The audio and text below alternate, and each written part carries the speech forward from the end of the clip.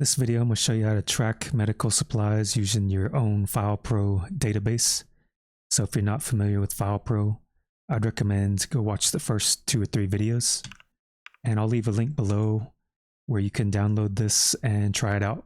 I believe they have a demo version. So here you can see we're just got a basic kind of medical supply. And what we're going to do is we're going to take kind of this Excel spreadsheet, which is what most people would use to track things, and we're going to kind of convert it to FilePro. So one of the tricky things to track is going to be the expiration date. And you can do this in Excel, but if you have thousands of medical supplies, it can get kind of tricky, and your Excel spreadsheet can just kind of get more cryptic as you add things to it.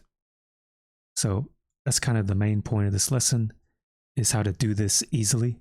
So one of the tricky things is you gotta look 30 days into the future, and you've got to kind of do a bit of, or should I say, you have to compare it with today's date and see if there's a supply that is about to expire. So I've already set up this database, and we're going to kind of just add a record. So I'm going to go to the end here, and this is going to be the 7th item that we have. And I guess a good example would be something like pills. So I'll just put something like strong pills, item code 123, pills, lot number 234, quantity on hand. Say we have maybe 4 bottles or something like that. Unit. If I look at my Excel spreadsheet, I can see that unit, it just means like piece or bottle or something like that. So we'll put in something like bottle, supplier, pill company, purchase date, in FilePro to save time. If you want to do the current date, you actually do a / and enter. That will fill in today's date. We'll say the expiration date is maybe something like 09/20/25. Storage location, shelf A. There we go. Cost per unit, maybe $12 or something. Total cost, say 48. Status gonna be low. And if I hit escape, this is going to autofill our 30 days. And there we go. So all I did was hit escape. And all it did was it took the expiration date and subtracted 30 days. And we get a date down here that's 30 days less than this. So you can see it automatically does this for you. I didn't have to do anything. I'll show you how to do this in, I believe, 1 or 2 lines of code. And also, if you noticed when I was typing in the records, it just automatically corrected the capitalization. If I had something like, shelf A, and I hit enter, you can see it will just auto format because I have set it to do this. So this is pretty simple. If you're not familiar, again, go watch the first 2 or 3 videos. So let me back out of this.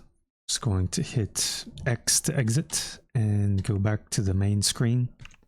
And this kind of left side is where you do a lot of your setup of your database, setup of your programming. And so I'll just go into define processing. That's kind of where you program things. We'll go into our medical supply FilePro database input processing. And you can see this is just like 2 lines of code. If the expiration date is not equal to nothing, meaning we have to have something in there to work with, then, you're just going to do this bit of math. So just take the expiration date, this right here. You can always type in F10. We can go to type in F9, add month, and you can see they have some examples.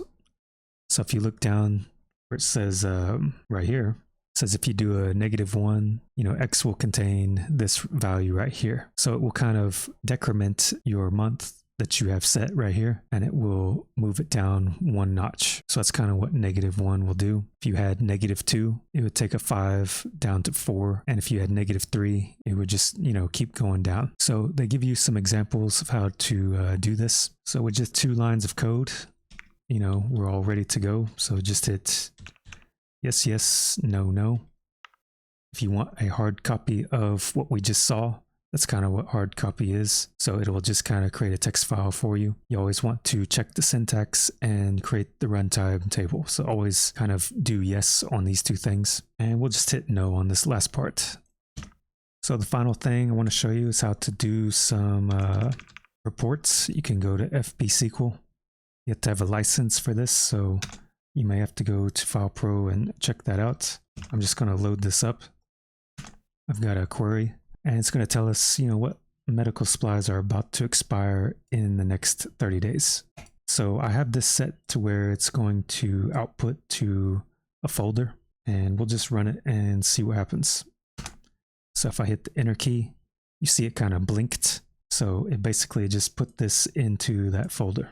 So if I pull up that folder, you can see it created a file called 30 days-expire. I can just double click it, and you can see that it already outputted a report. So these are kind of the three things that are going to expire in the next 30 days. It even sets a date that's up here, and I've got a title so we know what this is actually doing. So let me just minimize this so you can kind of see that we've set a title.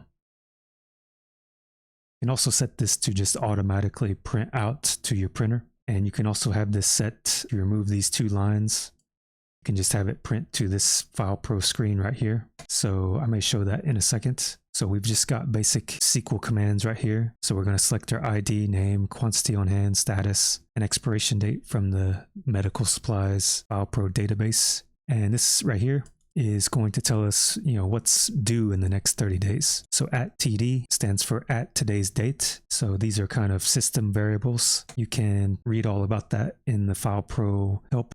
So if you want to see the defined files that we have for this medical supply, here's the setup that I have. So you can see it's kind of similar to Excel that we have up here. So this is how you would kind of define it in FilePro. Got the ID, name, code, and all this other stuff right here.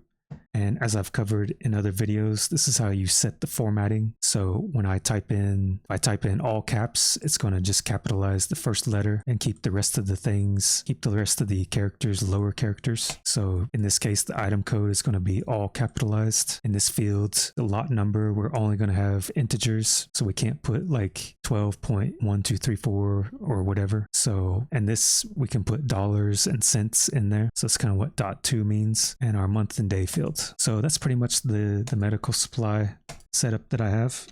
But that's all I got for today. So if you have any questions, send me an email, and like, subscribe, and let me know what you think.